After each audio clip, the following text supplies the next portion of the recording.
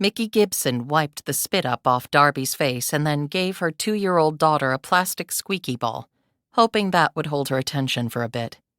The girl sat stoically in her playpen, eyeing the toy like it was neither friend nor foe. Gibson had learned in one of the many child development books she had read that 2-year-olds should be able to play and entertain themselves for up to 30 minutes. Whoever wrote that was on drugs, or else my kids have no future as adults. She was hoping for simply a 5-minute respite, just to finish her phone call.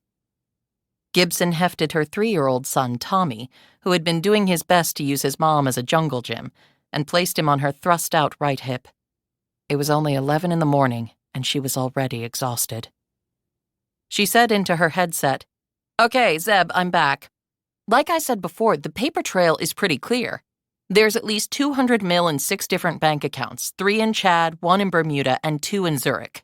Larkin must know we're closing in, so he's probably going to try to move that money ASAP, and I may not be able to track it again." Gibson listened for a few moments as she deftly dodged Tommy's attempts to grab her hair and knock off her headset.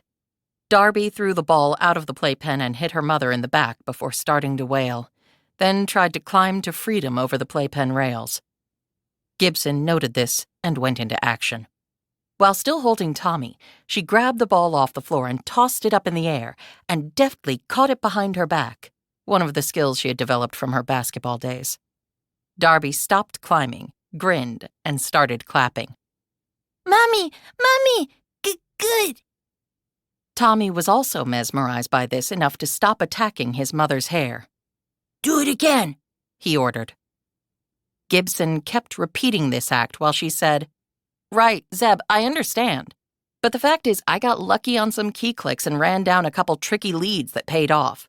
But there's no guarantee that will happen again. The lawyers need to get injunctions filed and put concrete lids on those accounts before he can wire that money out to God knows where. I checked, and we can get the assets frozen because all those countries are subject to the usual global banking laws. So Larkin can't grease their skids without severe consequences to their memberships in the international financial community."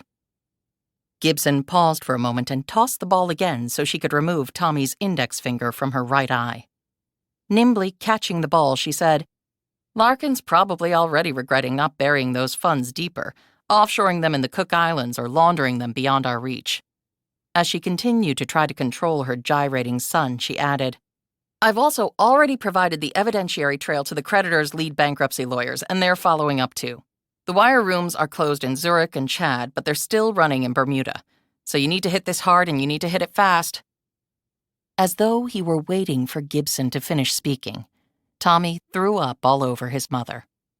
Gibson watched the vomit spiral down her neck and onto her only clean outfit at the moment, with chunks of it landing on her bare feet. As a final touch, the slop soaked into the rug to join all the previous stains there. Darby started laughing and pointing. Good! Tommy!"